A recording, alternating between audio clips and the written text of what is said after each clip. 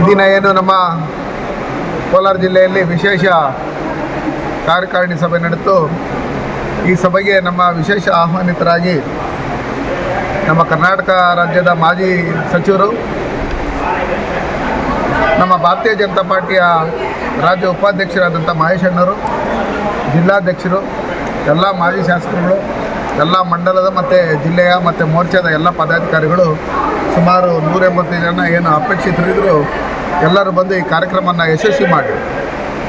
ಕರ್ನಾಟಕ ರಾಜ್ಯದಲ್ಲಿ ನಡೀತಾ ಇರ್ತಕ್ಕಂಥ ಭ್ರಷ್ಟ ಕಾಂಗ್ರೆಸ್ ಸರ್ಕಾರದ ವಿರುದ್ಧವಾಗಿ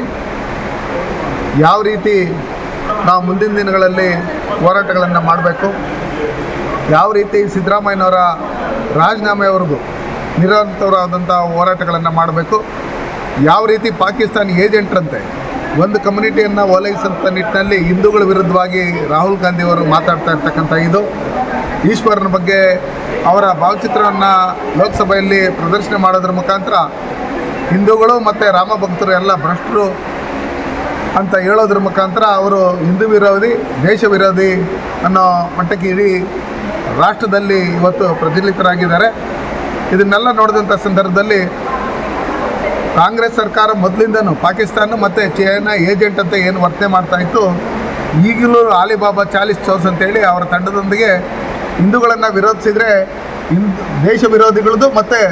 ಹಿಂದೂ ವಿರೋಧಿಗಳದ್ದು ಓಟು ನಮ್ಗೆ ಸಿಗುತ್ತೆ ಅನ್ನೋ ಒಂದು ದೊಡ್ಡ ಒಂದು ಆಲೋಚನೆಯಿಂದ ಈ ರೀತಿ ಕೃತ್ಯಗಳನ್ನು ಮಾಡ್ತಾ ಇರ್ತಕ್ಕಂಥದ್ದು. ಅದೇ ರೀತಿಯಲ್ಲಿ ಕರ್ನಾಟಕ ರಾಜ್ಯದಲ್ಲಿ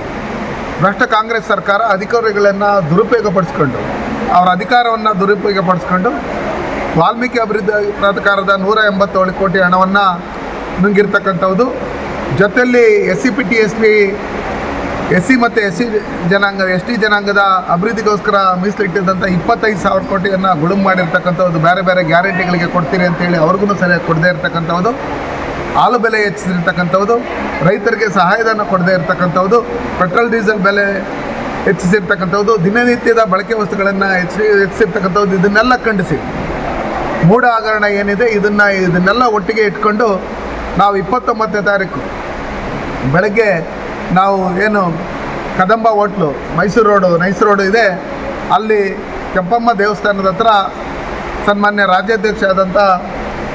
ವಿಜೇಂದ್ರ ಅವರು ಮತ್ತು ಪಕ್ಷದ ಹಿರಿಯ ಮುಖಂಡರುಗಳಾದಂಥ ಅಶೋಕಣ್ಣವರು ಮತ್ತು ಎಲ್ಲ ಹಿರಿಯ ಶಾಸಕರುಗಳು, MLCಗಳು ಎಲ್ಲರೂ ಒಟ್ಟಿಗೆ ಸೇರಿ ಸುಮಾರು 29ರಿಂದ 5ನೇ ತಾರೀಕುವರೆಗೂ ಮೈಸೂರು ಪಾದಯಾತ್ರೆಯನ್ನು, ಮೈಸೂರು ಚಲೋ ಮತ್ತು ಮೈಸೂರಿನಲ್ಲಿರ್ತಕ್ಕಂಥ ಸಿದ್ದರಾಮಯ್ಯನವರ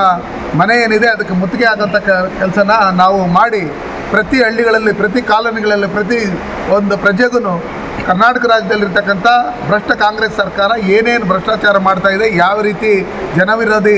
ಕೆಲಸಗಳನ್ನು ಮಾಡ್ತಾಯಿದೆ, ಇದನ್ನು ತಿಳಿಸೋಂಥ ನಿಟ್ಟಿನಲ್ಲಿ ಸಿದ್ದರಾಮಯ್ಯನವರು ರಾಜೀನಾಮೆ ಕೊಡೋವರೆಗೂ ನಿರಂತರವಾಗಿ ಹೋರಾಟಗಳನ್ನು ಮಾಡಬೇಕು ಅಂತೇಳಿ 29ರಿಂದ 5ನೇ ತಾರೀಕುವರೆಗೂ ಏನು ಮೈಸೂರು ಚಲೋ ಚಳವಳಿಯನ್ನು ಸನ್ಮಾನ್ಯ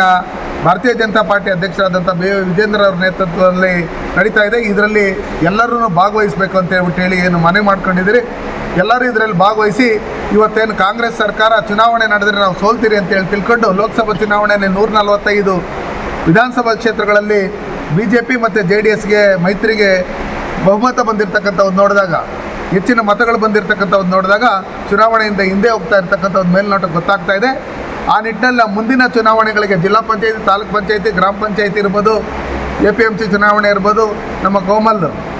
ಮಿಲ್ಕ್ ಡೈರಿ ಚುನಾವಣೆಗಳಿರ್ಬೋದು, ಇದಕ್ಕೆಲ್ಲ ನಾವು ಸನ್ನದ್ಧರಾಗಬೇಕು. ಜನರ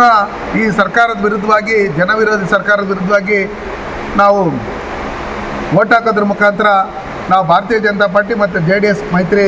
ಅಭ್ಯರ್ಥಿಗಳನ್ನು ಗೆಲ್ಲಿಸ್ಕೊಡ್ಬೇಕು. ಆ ನಿಟ್ಟಿನಲ್ಲಿ ನಾವೆಲ್ಲ ಕೆಲಸ ಮಾಡಿಕೊಡ್ಬೇಕು ಅಂತ ಹೇಳಿ ಇವತ್ತು ನಿರ್ಣಯ ತಗೊಂಡ್ರು. ಇದಕ್ಕೆಲ್ಲರೂ ಸಹಮತ ಕೊಟ್ಟು 29ನೇ ತಾರೀಕು ಎಲ್ಲರೂ ಬಂದು ಮೈಸೂರು ಚಲೋ